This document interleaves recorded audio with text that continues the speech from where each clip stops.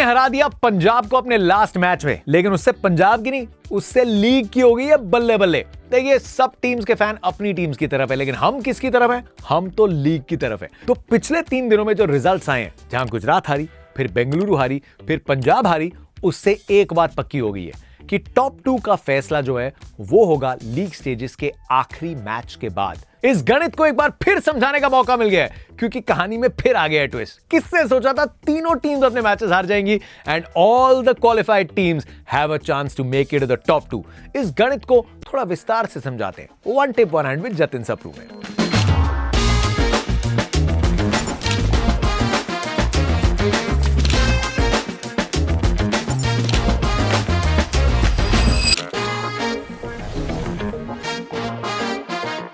पहले ही बड़ा मुबारक दिन था, क्योंकि भारतीय सिलेक्टर्स ने फैसला किया भारत के आने वाले दौर की एक न्यू लुक टेस्ट टीम का, जहां पे कप्तान घोषित किया शुभमन गिल को। अब मन में इस टेस्ट स्क्वाड को लेकर सबसे बड़ा सवाल तो यही था कि शुभमन गिल अहेड ऑफ बुमराह, लेकिन अजीत आगरकर ने सिलेक्शन में कहा कि उन्होंने बुमराह से बात की एंड बुमराह जानते हैं कि उनका शरीर कितना वर्कलोड ले सकता है, वो सभी टेस्ट मैचेस नहीं खेल सकते, so he was okay with that. तो सिलेक्टर्स और कोच का यह मानना था कि वो एक युवा कप्तान में निवेश करें जो कि हर जगह उपलब्ध होगा। There is obviously a lot of hope, क्योंकि इंग्लैंड में एक बहुत बड़ा इम्तिहान है। इस आने वाली वर्ल्ड टेस्ट चैंपियनशिप का सबसे टफ जो दौरा है भारत का, अवे सीरीज, वो इंग्लैंड के सामने है। और वो टीम है जहां ना रोहित शर्मा है, ना विराट कोहली है, ना रविचंद्रन अश्विन है। तो टीम गुजर रही है एक प्रॉपर ट्रांजिशन से। शुभमन गिल इंग्लैंड में 3 मैचेस खेले हैं, जिसमें 2 थे वर्ल्ड टेस्ट चैंपियनशिप के मैचेस और 1 टेस्ट खेला है। औसत और नंबर्स उतने प्रभावित करने वाले नहीं है, बट हम पिछले सालों में किंग के बाद जो प्रिंस ऑफ इंडियन क्रिकेट की बात कर रहे थे, will the princess time start now. Rishabh Pant शायद जो ये आईपीएल गया उसके चलते कप्तानी की रेस से वो भी थोड़ा पीछे हुए होंगे, बिकॉज वी ऑल नो कि माइंडसेट आपका कैसा है। एक 2-2.5 महीने के इतने खराब पीरियड के बाद can you straight rise to the occasion. Australia का भी दौरा इतना अच्छा नहीं गया था ऋषभ पंत का, but I am very happy कि ऋषभ पंत को वाइस कैप्टन नियुक्त किया गया है। आप चाहते नहीं कि उनके कॉन्फिडेंस में ये हो कि अरे ध्रुव जुरैल को भी आपने पिक किया, अगर कहीं वो एज अ बैटर खेल रहे हैं तो क्या फिर आपके सर पे वो तलवार लटक रही है। आप वाइस कैप्टन नियुक्त किए गए हैं तो आपकी जगह पे कोई सवाल नहीं होना चाहिए। लेकिन अब भारत का स्क्वाड क्या है? शुभमन गिल के साथ में ओपनर्स की तरफ चलते हैं, जहां यशस्वी जायसवाल और केएल राहुल के साथ नाम है अभिमन्यु ईश्वरन का, और इस टीम में जगह मिली है साई सुदर्शन को।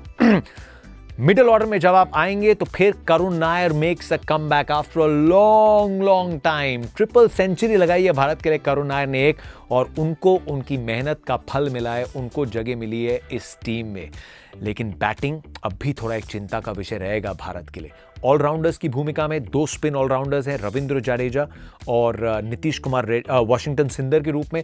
2 पेस ऑलराउंडर्स के ऑप्शंस हैं, नीतीश रेड्डी और शार्दुल ठाकुर के रूप में। Kuldeep Yadav is your out and out spin option, wrist spin. और फिर आप आते हैं पेसर्स की तरफ। उस पेस अटैक को लीड करेंगे जसप्रीत बुमराह। जितने भी मैचेस खेलते हैं उनमें I am expecting that he will play at least 4 matches इस दौरे पे। उसके बाद मोहम्मद शमी का नाम नहीं है। अजीत आगरकर ने कहा कि पिछले 1 हफ्ते में मोहम्मद शमी थोड़ा चोटिल हुए हैं, उनके एमआरआई स्कैन्स भी हुए हैं। तो फिर आप एक मिड फिट या अनफिट गेंदबाज को इतने बड़े दौरे के लिए अभी चयन नहीं करना चाहते थे। मोहम्मद सिराज, प्रसिद्ध कृष्णा, अर्शदीप सिंह को मौका मिला है आकाशदीप को। तो भारतीय पेस अटैक जो है वो देख के तो अब भी लग रहा है कि ये काफी सुदृढ़ अटैक है, लेकिन मन में एक सवाल जरूर आया कि हर्षित राणा, जिनको हमने ऑस्ट्रेलिया में देखा था, उनसे भारतीय टीम आगे सोच रही है, तो जरूर आप बाएं हाथ के एंगल की तरफ जा रहे हैं अर्शदीप के रूप में। लेकिन क्या लगता है मुझे कि भारत की पहली 11 क्या हो सकती है? अब ये चेंजेस ये होते देख रहा हूं कि केएल राहुल और यशस्वी जायसवाल ओपन करेंगे। 3 नंबर पे भारत शायद साई सुदर्शन में निवेश करें। टेक्निकली बहुत साउंड है, बहुत करेक्ट है, इन फॉर्म है, तो ये सही समय है साई सुदर्शन के इस कॉन्फिडेंस का फायदा उठाने का। नंबर 3 पे साई सुदर्शन, और विराट कोहली ने जो जगह छोड़ी है, नंबर 4 के रोल में देख सकते हैं हम शुभमन गिल को। रणजी ट्रॉफी में नंबर 4 पे कई बार बैटिंग करी है पंजाब के लिए, तो नंबर 4 पे अगर शुभमन गिल आते हैं, फिर क्या आप नंबर 5 पे ऋषभ पंत के बारे में सोच रहे हैं? क्या आप नंबर 6 पे करुण नायर के बारे में सोच रहे हैं? या फिर आप चाहते हैं कि नंबर 6 पे रविंद्र जाडेजा खेलें, नंबर 7 पे नीतीश कुमार रेड्डी खेलें, नंबर 8 पे आप वॉशिंगटन सुंदर को खिला सकते हैं और उसके साथ आप 3 पेसर्स के साथ उतर सकते हैं। उससे आपको बैटिंग मिलेगी 8 नंबर तक जहां वॉशिंगटन सुंदर खेल रहे हैं और उसके बाद 3 पेसर्स के साथ नीतीश कुमार रेड्डी का एक ऑप्शन रहेगा। तो 4 पेस ऑप्शंस, 2 स्पिन ऑप्शंस और 8 नंबर तक बैटिंग।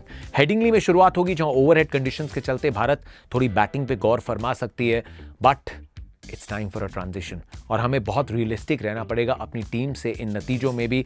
बट हियर्स होपिंग कि शुभमन गिल एक क्लियर करेक्ट माइंडसेट के साथ जाएं और इस चैलेंज को हेड ऑन लें। ध्रुव जुरेल का भी नाम टेस्ट स्क्वाड में है, जो कि बैकअप विकेट कीपर के रूप में अगर आवश्यकता आन पड़ी तो एज अ बैटर भी खेल सकते हैं। So this is a squad, all bases have been covered and here's wishing them all the very best. लेकिन अब आ जाते हैं प्लेऑफ्स की रेस में, टॉप 2 की रेस में। अब चांसेस मुंबई इंडियंस के भी खुल गए हैं टॉप 2 में खत्म करने को। कैसे? गुजरात, आरसीबी, पंजाब और मुंबई, इन चारों के आखिरी मैचेस बचे हैं। अगर गुजरात टाइटंस अपना मैच जीत लेते हैं, गुजरात टाइटंस 20 पॉइंट पे क्वालिफाई हो जाएंगे, उनको किसी और चीज के बारे में सोचने की आवश्यकता नहीं है। तब बचेगा सिर्फ एक स्पॉट जिसके लिए लड़ाई हो सकती है मुंबई, पंजाब, आरसीबी के बीच में। पंजाब अगर मुंबई को हरा देती है तो पंजाब पहुंच जाएगी 19 पॉइंट्स पे, आरसीबी 19 पे पहुंच सकती है, लेकिन उनको फिर अपनी नेट रन रेट में भी सुधार करना पड़ेगा। मुंबई अगर हरा देती है पंजाब को तो मुंबई पहुंच जाएगी 18 पॉइंट्स पे। अगर लखनऊ फिर आरसीबी को हरा देती है तो फिर मुंबई और गुजरात क्वालिफाई कर जाएंगे। अगर गुजरात चेन्नई सुपर किंग्स के सामने दोपहर को हार जाती है और मुंबई पंजाब को हरा देते हैं तो मुंबई 18 पॉइंट्स पे अपनी नेट रन रेट के चलते क्वालिफाई कर जाएंगे और फिर भी it be down to royal challengers Bengaluru. फिर अगर रॉयल चैलेंजर्स बेंगलुरु लखनऊ को हरा देते हैं तो 19 पॉइंट्स पे they can top the table as well. तो ये नतीजे थोड़े इंटरलिंक्ड हैं, लेकिन अब मुंबई इंडियंस और पंजाब किंग्स का जो मैच है वो एक कमाल का शूट आउट हो गया है। पंजाब 19 पे पहुंच सकती है मुंबई को हरा के, मुंबई 18 पे पहुंच सकती है पंजाब को 17 पे रोक के। फिर दबाव आरसीबी भी महसूस करेंगे, उनका मुकाबला भी मस्ट विन मुकाबला है और उसमें नेट रन रेट की भी सोच आ जाएगी एंड नेट रन रेट का अंदाजा होगा आरसीबी को, which is the advantage that they will carry कि वो लीग स्टेजेस का लास्ट मैच खेल रहे हैं। पहले लग रहा था कि बहुत आसानी से 4 टीमें क्वालिफाई कर जाएंगी, लेकिन फिर लगा कि आसानी से टॉप 2 में टीम्स क्वालिफाई कर जाएंगी, but we will not know the answers to this till the last game is played. ये कमाल की लीग है, इंडियन पॉसिबल लीग है, इंडियन फिनोमिनल लीग है और यहां कुछ भी हो सकता है। दोपहर को क्या चेन्नई गुजरात टाइटंस को पटकनी दे सकती है? क्या एमएस धोनी को हम एज अ कैप्टन आखिरी बार देख रहे हैं? दोपहर को 2:30 बजे हमारे जियो स्टार नेटवर्क पे एक बड़ी खास डिबेट भी लेके आएंगे।